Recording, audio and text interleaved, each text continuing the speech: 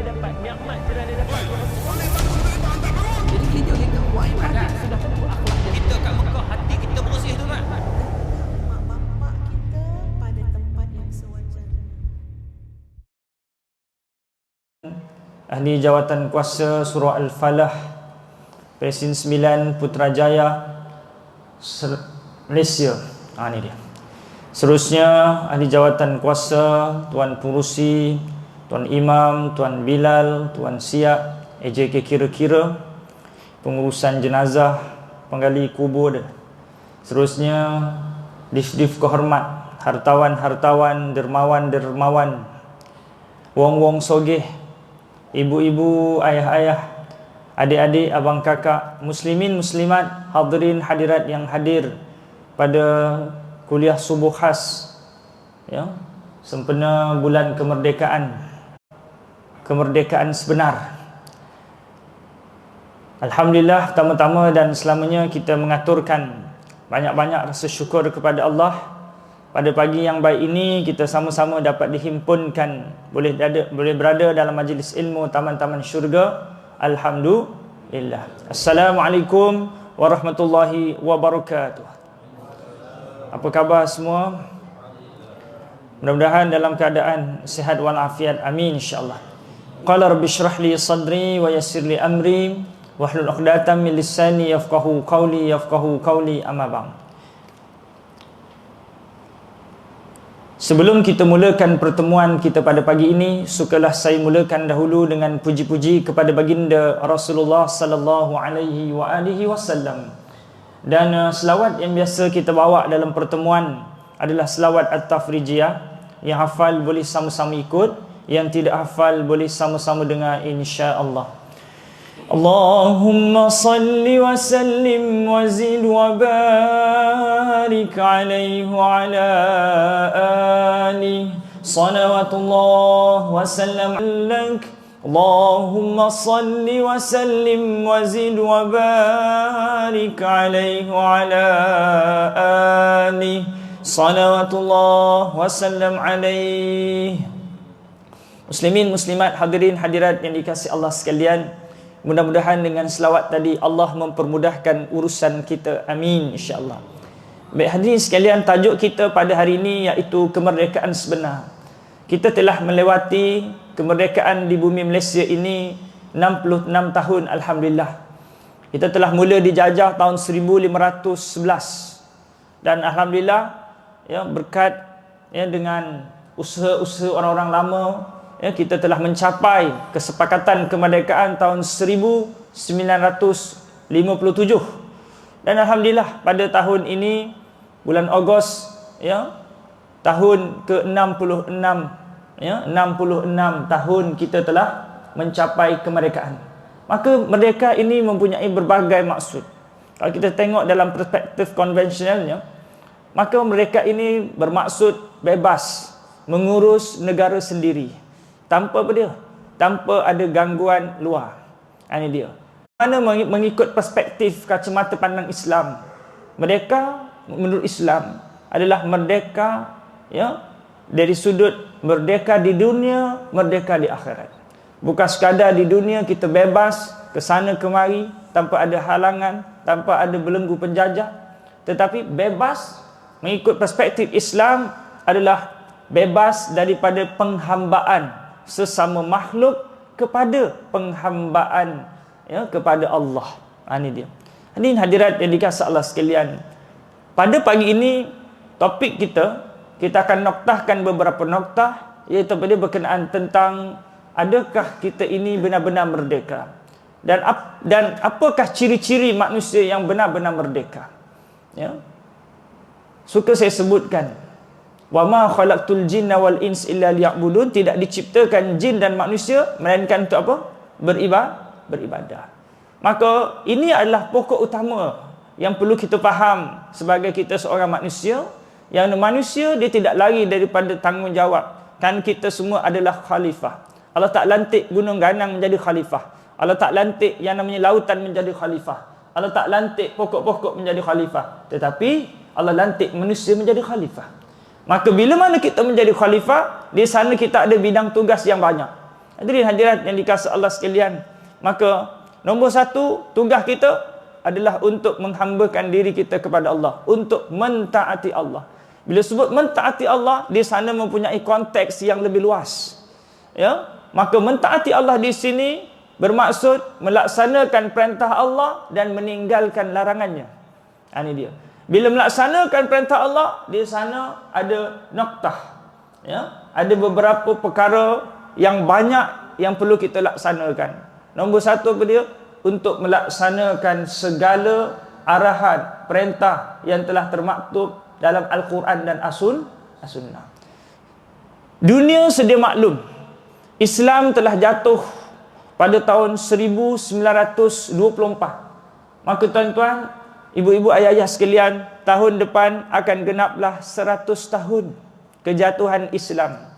Islam telah duduk bertapak di dunia ini, ya, kejayaan demi kejayaan, telah lebih 1000 tahun berada di bumi ini, maka telah jatuh, ya, tahun depan genap 100 tahun. Maka kejatuhan Islam ini, ya, mengakibatkan setiap, ya, negara itu dipecahkan mengikut bangsa. Kalau dulu kita duduk di bawah bumbung khilafah Islamiah, tapi sekarang kita telah dipecahkan mengikut bangsa. Ya, Cina duduk negara Cina, India duduk negara India, ya, Melayu duduk di tanah Melayu, ya, apa lagi? Thailand duduk di negeri Thailand. Maka dipecah-pecahkan. Tujuannya nombor satu adalah supaya kita tidak ada lagi, ya, sensitivity persaudaraan sesama Islam. Kat mana kemalangan tu? Oh, Indonesia. Nasib baik Indonesia bukan Malaysia. Kat mana tu kemalangan tu? Kemalangan tu dekat, ya, dekat Thailand. Oh, kat Thailand. Nasib baik kat Thailand bukan kat Malaysia. Itu pecahan-pecahan itu. Maka hadirin sekalian, setiap di antara kita, ya, bila melihat kejatuhan Islam ini, Rasulullah telah janji setiap 100 tahun akan ada mujaddid. Apa itu mujaddid?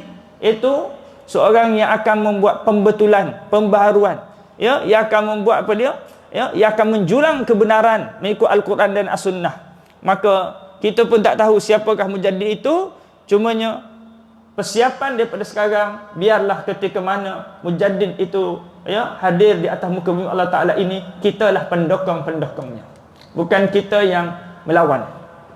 Dan saya ulang balik, sedia maklum dunia telah jatuh, ya, Islam telah jatuh, ya, pada 1924, dan hari ini genap 100 tahun depan genap 100 tahun. Maka hadirin sekalian, setiap diri umat manusia itu mesti ada menanam diri di antara kita semua cita-cita untuk menegakkan kembali Islam. Mesti ada. Ya. Kalau tak dapat secara menyeluruh, pelan-pelan tertegaknya khilafah Islamiah, tertegaknya negara Islam, tertegaknya negeri Islam, tertegaknya perkampungan Islam, dia bermula dengan individu muslim. Ini dia. Untuk melihat sesuatu yang lebih besar, bermula dengan individu muslim. Maka bila mana terbentuknya individu muslim yang baik mengikut Al-Quran dan As-Sunnah, maka lahirlah keluarga muslim. Terbentuknya keluarga muslim, maka akan terbentuklah perkampungan muslim. Daripada perkampungan muslim akan terbentuk negeri muslim, ya, dan seterusnya kepada negara muslim, dan seterusnya kepada dunia yang lebih luas lagi. Maka inilah usaha-usaha kita, ya. Barang siapa yang tidak ada langsung di hatinya untuk mendirikan agama dalam dirinya, keluarga, masyarakat dan negara, maka orang ini bila meninggal dunia, mati macam binatang. Ini dia. Kalau kita tanya kucing-kucing, miau-miau, ada tak niat nak dirikan agama dia? Ada tak? Kambing, ada tak niat nak mendirikan agama? Jadi bila mana kita tidak ada niat untuk mendirikan agama, maka tak ada bezanya. Kal an'amu balhum adal. Macam binatang, teruk lagi daripada binatang. Ini sekalian. Sebab kita khalifah. Ini dia. Tidak dilantik kucing jadi khalifah, lembu menjadi khalifah. Di sana pun ada comparison dan perbezaan, walaupun ada persamaan. Ya. Saya banyak kali sebut dalam kuliah-kuliah saya, ya, kita tengok kambing, lembu, mereka sembahyang jemaah tak? Ayang. Ini dia. Kambing, lembu baca Quran ke tak baca Quran? Kambing, lembu sembahyang ke tak sembahyang? Jadi siapa yang tak sembahyang tu macam apa? Itu dia. Ya, saya tak sebut tapi macam tu lah. Biar kita dalam hidup ni kita ada perbezaan. Hadirin hadirat yang dikasihi Allah sekalian, maka merdeka sebenar pada hari ini adalah pembebasan daripada apa dia? Daripada penghambaan sesama makhluk. Sesama makhluk apa maksud? Merdeka, ya, terikat kita dengan makhluk ni apa bermaksud? Selagi mana pergantungan kita, keutamaan kita adalah makhluk, selagi itu kita masih belum merdeka. Saya bagi contoh. Hayya 'alas salat.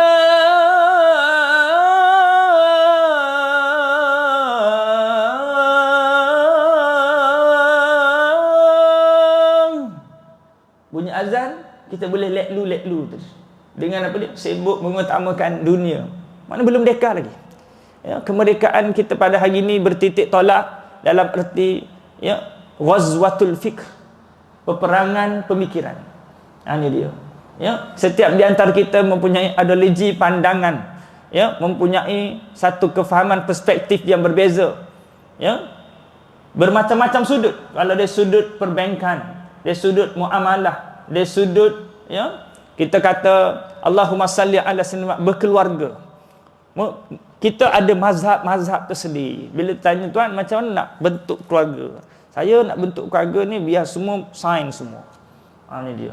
Saya pula nak bentuk keluarga saya semua ni kena belajar alim semua. Saya nak bentuk keluarga saya ni kalau boleh semua tahfiz semua. Ya. Maka setiap di antara kita ada perspektif berbeza. Saya pula anak-anak saya semua nak sukan semua. Semua nak jadi atlet semua. Ni sekalian. Maka bagaimana kita nak melihat supaya ada persamaan dan kesatuan? Jawapannya adalah kita kembali kepada Al-Quran dan As-Sunnah. Apapun bidang yang kita nak ceburi, anak-anak kita ceburi, apapun kehidupan kita ni untuk kita melangkah, maka persoalan dan jawapannya adalah lillahi ta'ala. Ini dia. Hidup ni adalah perjalanan daripada alam roh pergi ke alam rahim. Sekarang kita berada di dunia. Dunia antara negeri yang sekejap, pejam celik 20, jam celik 40, jam celik 60, bimbang pejam tak celik-celik. Allahu Akbar. Dunia ni negeri yang walaupun di hadapan saya ada yang, ya, lebih otai daripada saya, mungkin 30, 40, 50, 60, kita telah melewati perjalanan fasa-fasa kehidupan yang mencabar. Ya, perjalanan panjang. Ya, zaman Covid alhamdulillah telah berlalu. Dan sebelum-sebelum ni pernah mungkin ada berbagai lagi. Ya, kalau yang lebih lama lagi mungkin melalui detik 16 Mei ke apa lagi? Ya, macam-macam episod kehidupan. Ya. Episod membesarkan anak-anak. Ada di hadapan saya ustaz, anak-anak saya semua dah habis sekolah dah. Bukan senang nak bagi lepas tu. Ada dia punya cabaran-cabaran dia. Yang mana warden telefon, tuan tolong ambil anak. Kenapa? Anak tuan ni kena histeria pukul 3 pagi. Kena ambil kat puncak alam tu. Naik kenderaan jauh-jauh pergi. Ini dia. Ada yang anak terlantar kat hospital 2-3 bulan, kena jaga, terpaksa ambil cuti, macam-macam. Kita melewati satu episod demi episod yang kita rasa kita dah panjang.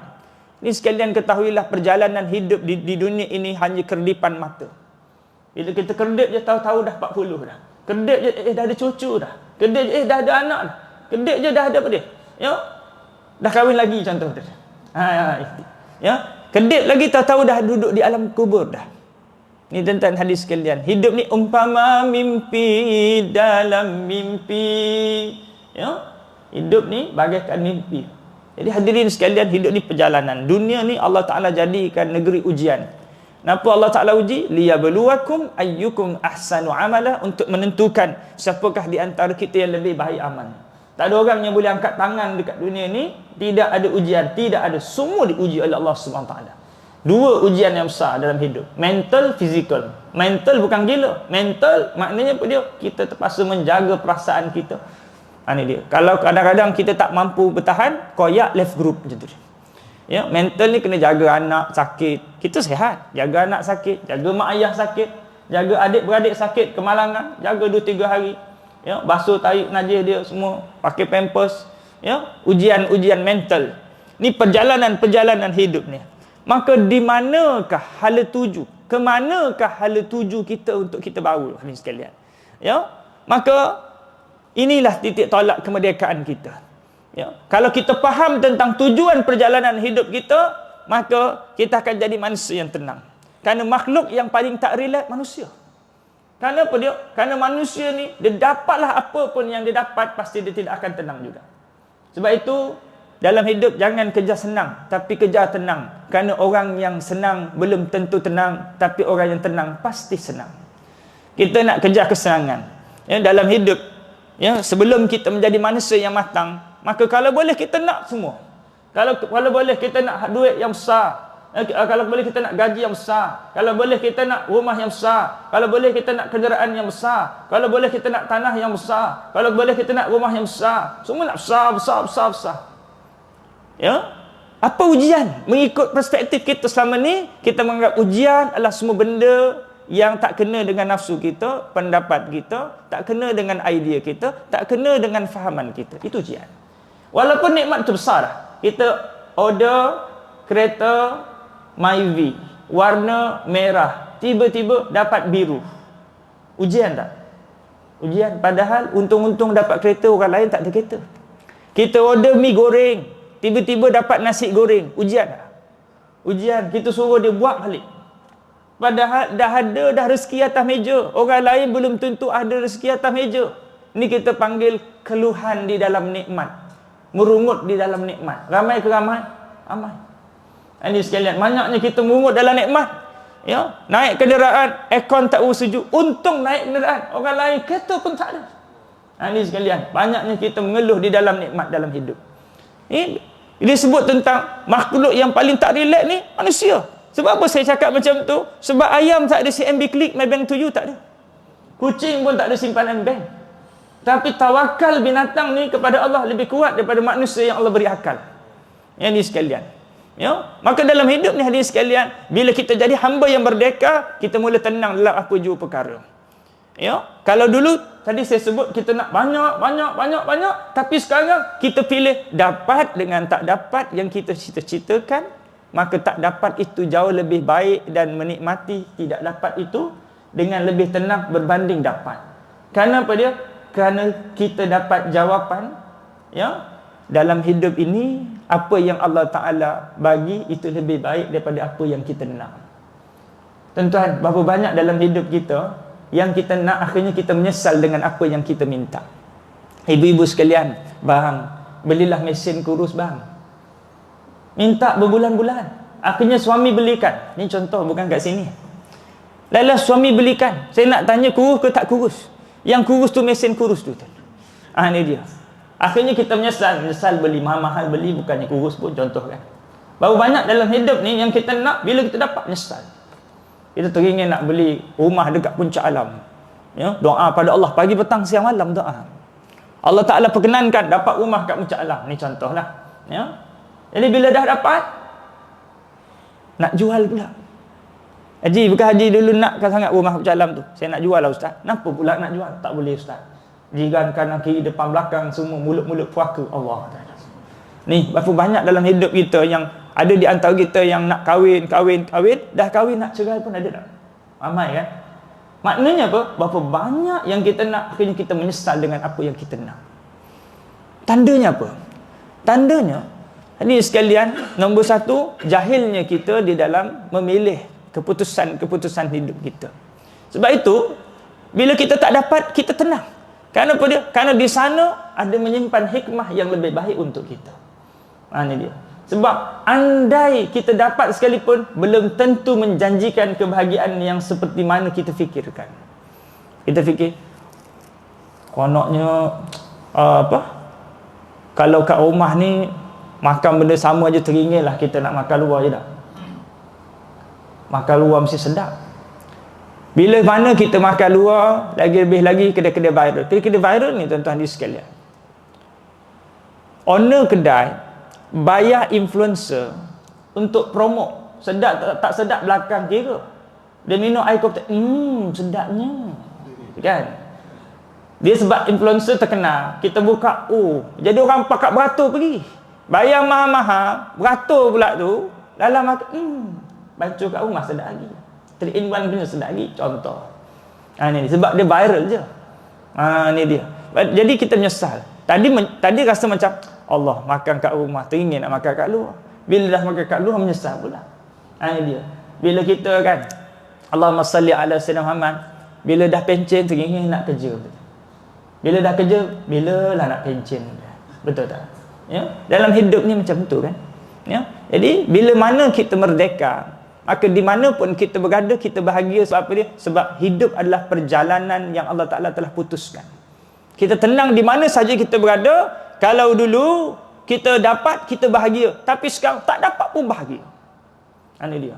Kerana apa dia? Kerana kita faham konsep hidup ni semua ujian. Ujian. Dan tuan, tak ada jawatan, alhamdulillah. Kalau dulu tak dapat jawatan, ya, orang Jawa panggil gejol-gejol. Saya Jawa. Gejol-gejol ni merontok-rontok, tak dapat, ya. Kursi campak, ya, sepak kursi, tendang kursi, mengamuk.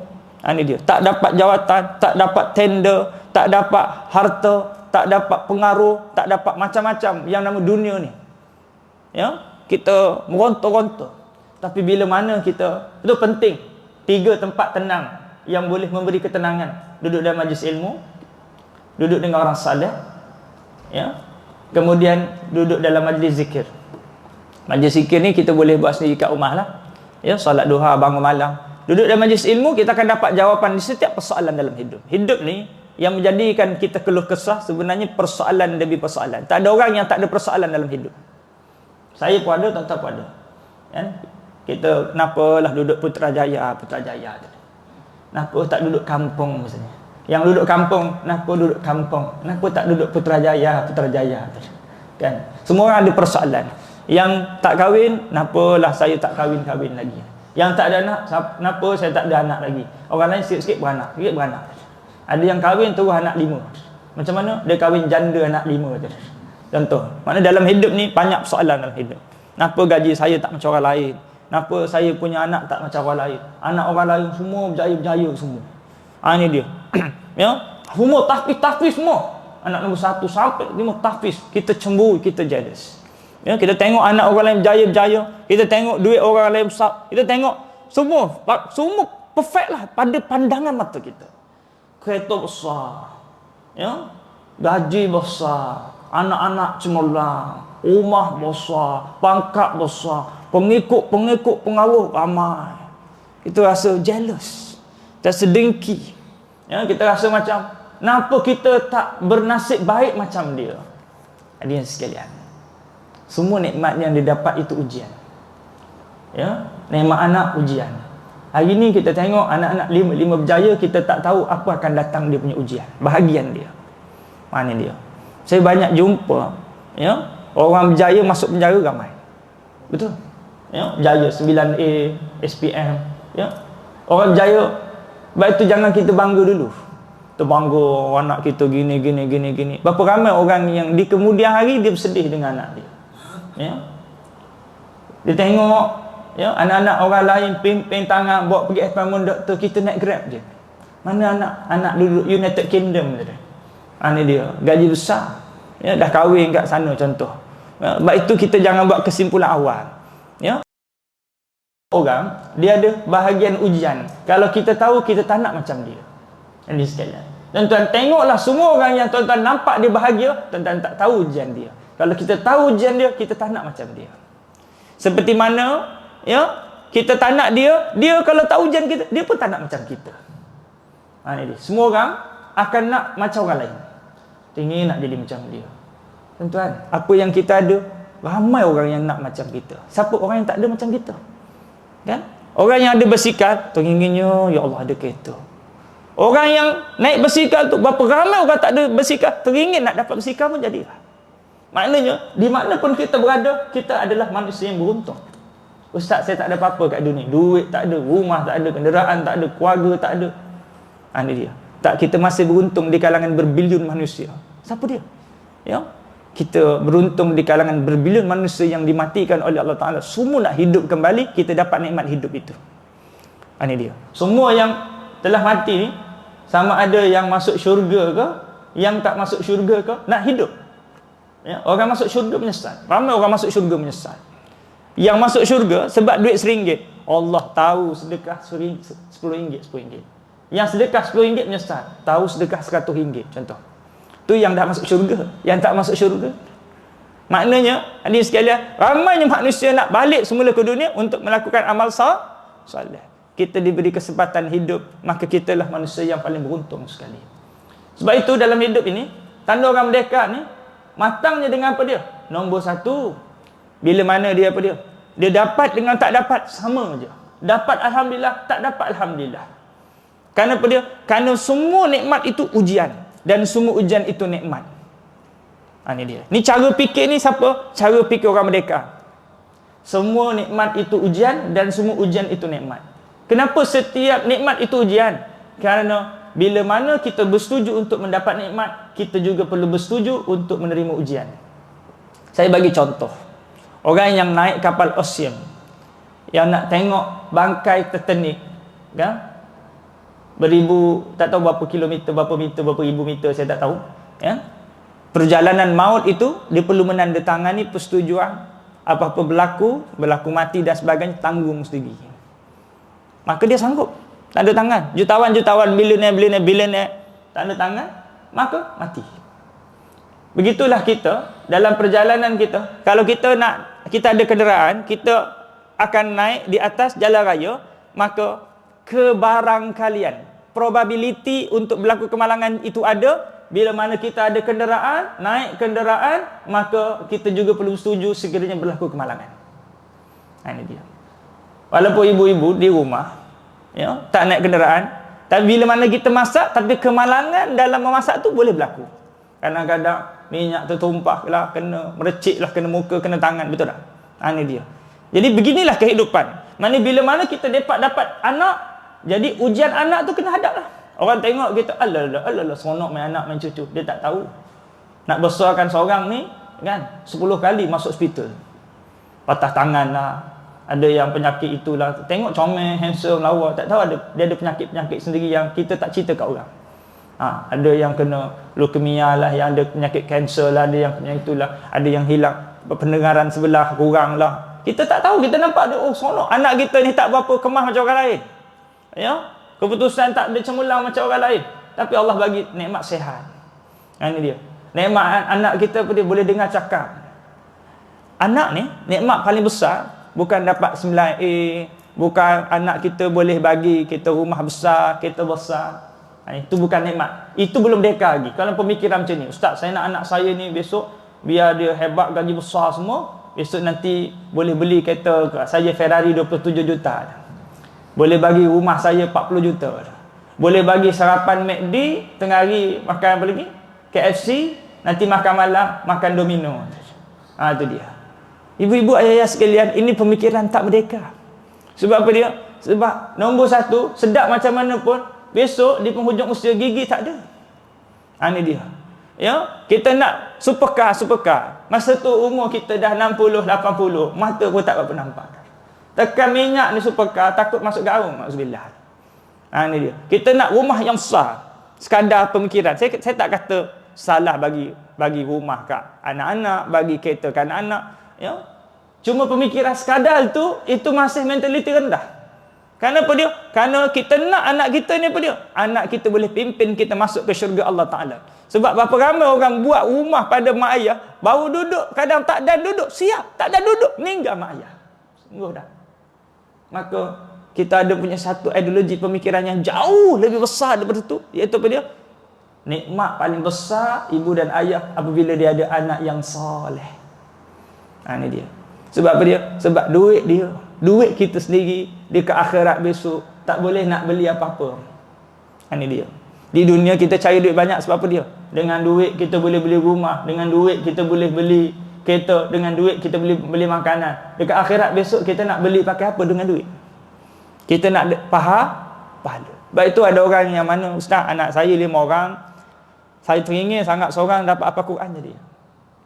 Kalau tak dapat 5, seorang pun jadi.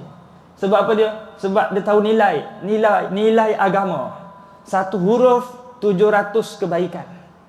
Kita mungkin busy kerja tak sempat baca, anak kita tengah hafal Quran. Bukan satu huruf, beribu-ribu huruf. Kita dapat kebaikan demi kebaikan. Itu dia. Betul, Allahumma salli ala sayyidina Muhammad. Kemerdekaan sebenar, bila mana kita faham tentang nilai yang paling mahal dalam hidup, bukan dunia, tapi agama. Kerana apa dia? Kerana kita bila mana hebat macam mana jawatan, harta, pengikut, pangkat, mati, tak ada orang usung jenazah kita, bawa ke muzium untuk diframekan, tak ada. Semua mati tanam. Maka nilai manusia dengan agama.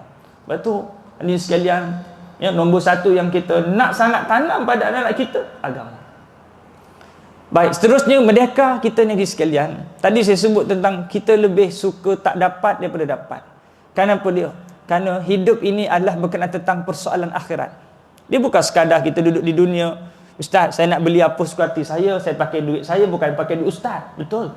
Tapi la tazulu qadama abdin hatta tus'al arba', tidak akan berganjak kaki anak Adam sehingga ditanya tentang 4 perkara. Umur kita akan ditanya, jasad kita akan ditanya, ilmu kita akan ditanya, harta kita daripada mana kita dapat, ke mana kita belanjakan akan ditanya. Ini persoalan besar. Kalau dulu kita nak beli suka hati, kita nak beli tudung, berapa banyak tudung kita nak beli, ya, kita nak beli rumah, nak beli tanah, kita nak memiliki berbagai harta banyak suka hati kita, duit kita. Tapi bila mana kita merdeka daripada pemikiran-pemikiran, ya, orang barat kata nak kaya simpan harta, Islam kata nak kaya belanjakan harta. Kerana bila mana kita dah merdeka, duduk dalam majlis ilmu selalu, kita faham tentang konsep hidup. Nikmat dunia ni yang kita boleh dapat sepanjang kita hidup cuma 3 nikmat dunia. Nombor 1, apa yang kita sempat makan dan minum. Ni air ni tuan-tuan. Ni air ni rezeki saya ke bukan? Air ni bukan rezeki saya. Air ni rezeki saya bila mana saya minum. Tengok, saya minum sikit je. Yang lain ni bukan rezeki saya. Macam itulah, ya, makanan-makanan dalam peti air rumah kita yang kita penuhkan tu, kadang-kadang ada jenis orang peti air dia macam kedai, ya, air, biskut, coklat, kan, telur, nanti rak ni buah, buka tu macam syurga. Belum tentu rezeki dia. Ini dia, ya. Kita boleh order makanan banyak atas meja, ya, order banyak, penuh, ya. Kali makan tak selera lah begini, demam. Jadi makan cuma sesuap je. Sesuap itulah rezeki kita. Yang banyak-banyak tu bukan rezeki kita. Ini dia. Sebab tu duit kita banyak mana pun, kita boleh beli banyak, belum tentu semua tu rezeki kita, ya. Yang kedua, yang betul-betul rezeki kita, yang kita sempat pakai. Saya ibu kan, tudung fasal sandar tu dah tersandar lama dah. Tu belum tudung secakap, ikan gelama, banyak tudung. Tudung-tudung tu yang banyak-banyak tu, yang kita pakai je lah rezeki kita, ya. Macam tu juga dengan harta-harta kita. Ada orang dia beli homestay dekat Kuala Selangor 200,000. Ini dia, siap tanah, siap rumah. Rezeki dia bila dia jenguk, ya, sepanjang dia beli tu dia sempat jenguk 2 kali. Tu pun setengah jam tu lah rezeki dia. Ini dia. Lepas tu mati tinggal, berbangga dengan berkeping-keping geran tanah. Ni tanah dekat Kelantan 20 ekar, kat Pahang 20 ekar, kat Johor 5 ekar, dekat Selangor 1 ekar. Bangga macam tu je lah. Tapi belum tentu rezeki dia. Ini dia. Kita ni sekalian, yang kita sempat pakai itu je rezeki kita, ya. Sebab hidup ni limitation, ya. Tuan-tuan ni sekalian, ada tak kenderaan dah guna 10 tahun? Ada tak? Ada kan? Saya tak percaya dah. Tak percaya pula ustaz ni. Saya nak tanya kan, kenderaan kita tu, kita banyak pakai ke banyak parking? Ya? Kalau ada 2-3 kenderaan, banyak pakai ke banyak parking? Pergi surau parking kan? Lama kereta saya parking tu, kan? Nanti balik rumah parking, pergi tempat kerja parking kan? Banyak pakai ke banyak parking? Tudung banyak pakai ke banyak parking? Ada dia. Maknanya dalam hidup kita ni yang betul-betul kita sempat pakai, itu je rezeki kita. Ini dia. Ya, Al-Quran banyak pakai ke banyak parking? Dia. Jadi betul-betul rezeki kita yang kita sempat baca 24 jam lah bagi tu. Kalau yang sempat kita baca Al-Mulk malam tu, itu je lah. Itu dia. Mana dalam hidup ni hadirin sekalian, kejarlah banyak mana, 3 yang kita sempat makan, sempat pakai. Nombor 3 yang sempat kita belanjakan. Baik itu siapa yang simpan harta, kata Rasulullah, tidak bagus orang yang tidak kurang hartanya dan tidak sakit badannya. Ya. Bila mana tuan-tuan dapat je duit, kurang, bagi isteri, bagi anak, bagi infak, itu infak bagus. Sebab memang tujuan harta itu untuk dibelanjakan dan digunakan, bukan untuk disimpan. Korun simpan harta kena telah. Ini dia. Bukan tujuan untuk simpan, tapi untuk belanja. Kerana setiap nikmat tidak ada nilai. Ini dia. Air ni saya nak tanya, ada nilai ke tak ada nilai? Air ni tak ada nilai. Bila air ni bernilai? Bila saya minum. Kalau tak ada, biar kat situ je. Ni dia. Apa-apa pun di dunia ni, bermulanya nikmat itu dengan tidak ada nilai. Duit simpan dalam akaun, simpan, tak ada nilai. Bila nilai? Bila kita belanjakan. Bila kita belanjakan, kemudian kita gunakan. Bila kita gunakan, tapi gunakan sesuai mengikut kehendak yang memberi nikmat, baru dia jadi bernilai. Kalau kita gunakan untuk maksiat, tidak ada nilai, bahkan menjadi bala. Ini dia. Baik, hadirin hadirat yang sekalian, bila kita faham tentang konsep hidup ni, menyebabkan kita mudah sedekah. Sebab apa dia? Peluang kita ni untuk sedekah ni time hidup je lah, kan? Bila mana kita mati, ketika bila Israel datang memanggil, jasad terbujur di pembaringan, seluruh tubuh akan menggigil, sekujur badan di pembaringan. Bila malaikat datang, masa tu teringat semua harta-harta kita, geran-geran tanah, aset-aset dalam negeri, luar negeri, ya, dalam akaun yang kita tak sempat belanjakan. Masa tu penyesalan yang tidak ada ubat. Ya, saya bagi umpama, dalam hidup ni, ya, duit kita boleh pinjam, tapi masa kalau dah habis tak boleh buat apa. Ini dia. Ya, kita bagi anak kecil duit belanja, ya, kita bagi dia RM50, dia pun lalai, leka, simpan sayang, orang minta tak bagi.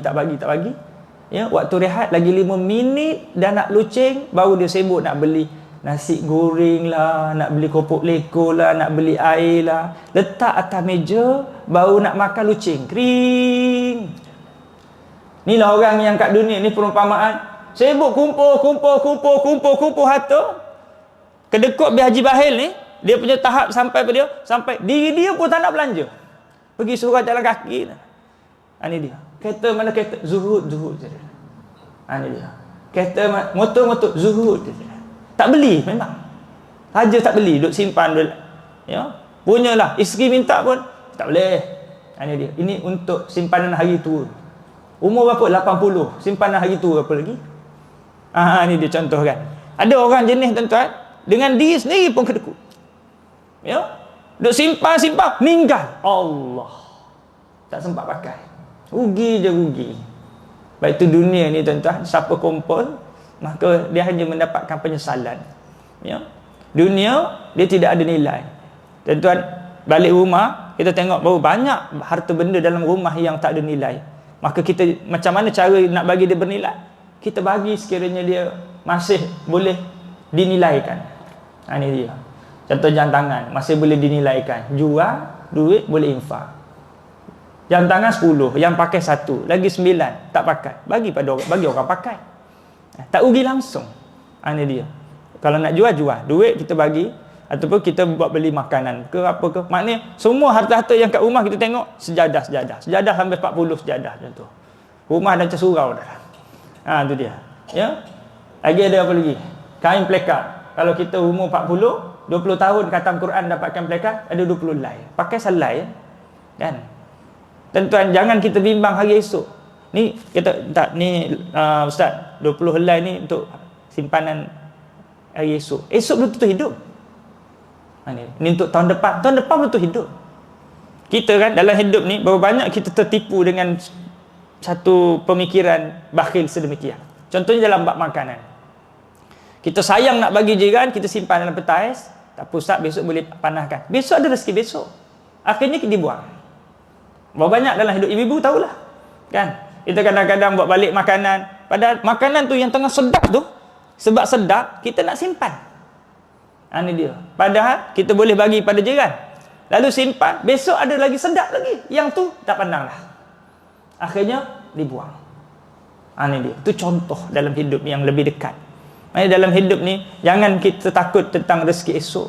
Kerana jiwa orang yang merdeka, dia tak bimbang soal rezeki. Kerana kebimbangan yang besar bukan hidup tapi mati. Kerana hidup telah dijamin oleh Allah. Tapi kalau kita mati hari ni, apa yang kita dah ready nak bawa di hadapan Allah? Itu dia. Sebab rezeki ni, dia sifatnya apa dia? Dia sifatnya on the way. Dia umpama hujan. Sekarang kan tak hujan, kita bimbang bila nak hujan. Hujan ni kalau dia nak datang, dia tak kira sama ada malam, pagi, petang, panas pun boleh hujan. Hujan panas. Macam tu rezeki. Sebab tu bila mana kita dulu nak kahwin kan, fikir rumah tak ada, kenderaan tak ada, duit gaji tetap tak ada. Kalau ada anak, besok nak bagi anak isteri makan pasir. Tapi tak ada pun yang makan pasir. Elok je. Sebab apa dia? Rezeki dia on the way. Kahwin je ada lah. Rumah, tengok. Tuan-tuan ibu-ibu sekalian yang dah kahwin. Dulu tak ada rumah, ada rumah. Dulu tak ada anak, ada anak. Ya? Anak-anak elok je semua dapat pakaian seorang satu. Ini dia. Dapat pula rezeki lain. Macam-macam rezeki Allah bagi. Ya? Ini sekalian. Rezeki ni dia on the way. Sekarang ni, bila mana kita tak ada, memang kita bimbang. Tapi kita yakin, insya-Allah ada rezekinya. Sebab apa dia? Sebab nombor satu, rezeki tak akan tertukar. Nombor dua, rezeki tak ada orang boleh ambil. Nombor tiga, rezeki dah dijamin. Kenapa kita perlu bimbang benda yang dah dijamin? Kenapa kita tak risau benda yang belum dijamin? Apa yang belum dijamin? Syurga. Ini dia. Kita tak tahu kita ni meninggal dunia, lepas ke tak lepas kot soalan kubur. Malam pertama di alam barzah macam mana? Tu benda yang orang mukmin patut fikir. Tu jiwa merdeka sebenar. Soal dunia ni kemeh je. Besar mana ujian? Tuan-tuan, ujian paling besar bukan hidup tapi mati. Bila kita jiwa merdeka, bila kita mula melihat dunia ni kecil, akhirat tu besar. Bila jiwa merdeka, betul-betul merdeka, bila kita lebih mengutamakan akhirat berbanding dunia. Sebab apa kita nak utamakan akhirat? Sebab dunia ni kejarlah, carilah, rebutlah sekadar untuk kita duduk di dunia. Duduk di dunia ni berapa lama? Kata Rasulullah, baina sittin wa sab'in. Antara 60-70 je. Bukan nak kena cari harta sampai macam 6 juta tahun. Sampai tu tinggal sembahyang, tinggal baca Quran, tinggal bangun malam, tinggal kuliah duha, tinggal solat duha, tinggal semua kebaikan-kebaikan. Ini dia. Sebab apa dia? Akhirnya, kita cari banyak, bukan kita sempat guna banyak pun. Bukan kita boleh makan banyak pun. Ke kita dalam akaun ada 1 bilion makan pagi ni sekapan 100 sekeping roti canai. Kalau kita biasa sekeping, gaji 1 juta pun sekeping juga. Ini dia. Ya, mana dalam hidup ni, bila jiwa merdeka, kita faham tentang prioriti keutamaan dalam hidup. Kerana apa dia? Kerana duduk di dunia dengan duduk di alam akhirat, duduk di dunia sangat sekejap nak dibandingkan duduk di akhirat. Ya, orang yang duduk zaman Nabi Adam, Idris, Nuh, Saleh, orang duduk zaman Piramli, meninggal dunia, duduk lebih lama dalam kubur berbanding duduk di atas dunia. Ini dia. Kalau kita pergi muzium, dia tengok gambar orang lama, tengok ya, bangunan-bangunan lama tahun 1600, 1700. Mereka semua meninggal belaka dah. Ini dia. Ya. Mereka hidup berapa tahun? 50, 60 tahun. Mereka duduk dalam kubur 200, 300 tahun dah. Ini dia. Macam itulah kita. Jadi, cerdik atau tak cerdik, sibuk kumpulkan dunia yang kita akan tinggalkan, kita lupa akhirat yang kita nak duduk lama. Ini sekalian. Betul orang mukmin ni, soal dunia, tinggal ada akhirat. Kan kita tinggalkan kejap sembahyang, ada akhirat sebagai ganti. Tapi kalau tinggalkan solat, boleh tak dapat balik kalau dah meninggal. Sebab apa? Sebab kita kalau meninggal pagi ni, besok dah tak boleh dah sembahyang. Besok dah tak boleh baca Quran, besok dah tak boleh sedekah, besok dah tak boleh tolong mak kita. Sementara masih hidup. Tapi kalau kita tinggalkan kerja dunia kita, belum mati orang nak rebut jawatan dah. Belum mati orang dah hintai-hintai duit kita dah. Lepas tu harta ni, ibu-ibu ayah sekalian, jangan sibuk kita nak fikir nak bagi banyak pada anak-anak. Jangan. Kerana nombor 1, anak akan jadi penghabis. Nombor 2, harta kita akan menjadi sumber kelalaian. Nombor 3, harta kita akan menjadi rebutan. Bagi sekadar. Kalau anak kita susah, bantu, bagi. Itu yang lebih baik. Tapi kalau anak kita semua senang semua, harta kita nak buat apa? Kalau harta itu boleh ditukarkan nilai pahala untuk kita gunakan di akhirat, maka tukarkanlah. Ini dia. Kerana duit kita ni tak laku pergi Amerika. Agak-agak duit kita laku tak kita pergi akhirat? Tak laku. Jadi kena tukar. Diinfakkan, tukar nilai pahala, baru kita boleh guna di akhirat besok. Itu cara dia. Ya, sebab tu jiwa merdeka ni, dia tak takut sedekah. Sebab apa dia? Sedekahlah harta sebenar dia. Harta yang di tangan akan dilepaskan. Ini dia. Harta sebenar kita yang kita infakkan, yang kita belanjakan. Itulah harta sebenar kita. Kalau kita tak dengar kuliah subuh ni, kita duduk rumah, belum jamin masa kita itu ada keberkatan. Tapi bila duduk dalam majlis ilmu, sudah tentu masa kita ini akan mendapat gantian yang lebih baik di akhirat. Ini dia. Ya? Sebab itu hadirin sekalian, jiwa mereka yang terakhir, nuktah yang terakhir, maka kalau dulu kita sibuk nak mengumpulkan harta dunia, tapi mulai daripada saat ini kita sibuk apa sahaja yang boleh menjana pahala, kita akan usahakan. Dulu kan pagi-pagi je fikir macam mana kita nak upgrade kehidupan kita. Kan? Kita nak rumah besar, kereta besar. Sekarang kita nak, besok bila dapat tak mau. Baru banyak dalam hidup kita doa dan hari ni dah tak doa dah yang kita minta. Dulu nak rumah besar, sekarang kenapa tak nak doa besar? Ustaz, rumah 1 tingkat pun sakit lutut. Macam mana nak rumah 4 tingkat? Dulu kita nak apa dia? Ya? Kita nak banyaklah yang kita nak dulu, tapi sekarang dah tak nak doa macam tu dah. Kerana dunia semakin hari dia tidak akan relevan untuk kita. Mungkin relevan untuk orang lain. Ya? Tapi masa dunia tu dah tak akan sesuai untuk kita. Ya? Sebab itu minta akhirat. Akhirat relevan. Kekal sampai bila-bila untuk kita. Ya? Sebab itu jiwa merdeka pagi-pagi je celik. Kalau dulu fikir macam mana nak meniaga itu meniaga ni, meniaga itu meniaga ni, nak banyak, tak salah. Ya? Tapi biar ada limitation. Bukan pagi petang saya nak fikir dunia. Kita tidak akan dapat lebih daripada apa yang Allah tetapkan. Carilah banyak mana, kita belum tentu dapat miliki semua, dapat guna semua, ya? Kita dapat nikmati semua. Bahkan kadang-kadang ramai orang yang dia tertipu, yang akhirnya dia cuma dapat penat dan dia cuma dapat sibuk. Ramai. Apa maksud dapat penat dan sibuk? Ustaz, betul ke sedekah boleh menambah harta? Saya kalau tabung lalu, saya buat tidur. Alhamdulillah selamat duit aku. Simpan 20 tahun, tengok berkepuk-kepuk duit, sedekah masuk tabung, dapat apa? Kurang adalah duit. Itu mentaliti barat. Ya? Kita orang yang ada ideologi akidah Islam, ihfazillah yahfazka, jaga Allah, Allah akan jaga kita. Nak jadi rugi ni, kita rasa macam simpan dalam bank, insya-Allah lah selamat. Tapi kalau nak jadikan rugi, kita dapat tergoda dan terpedaya. Haji, dah pencen ni simpan dalam bank rugi je. Duit ni makan susut nilai. Investkan. Haji masuk 400,000, bulan depan dapat 4 juta. On tak on, klik-klik mata gitu. Masuk 400,000, rupanya kena scam. Menangis di bucur katil, melukut di tepi gantang. Apa ramai orang kena scam. Pada 400,000, kalau setakat nak hidup berbaki ni, umur kalau dah 60, cukup sangat makan untuk sampai penghujung hayat. Tapi sebab itulah pepatah Melayu kata orang tamak selalu rugi. Apa pun tak dapat. Mana saya nak bagi tu tentang apa dia? Kita ingat bila mana kita banyak, kita untung, tapi Allah nak jadikan rugi, tak perlu lama. Padahal kumpul 40 tahun, nak rugi sesaat.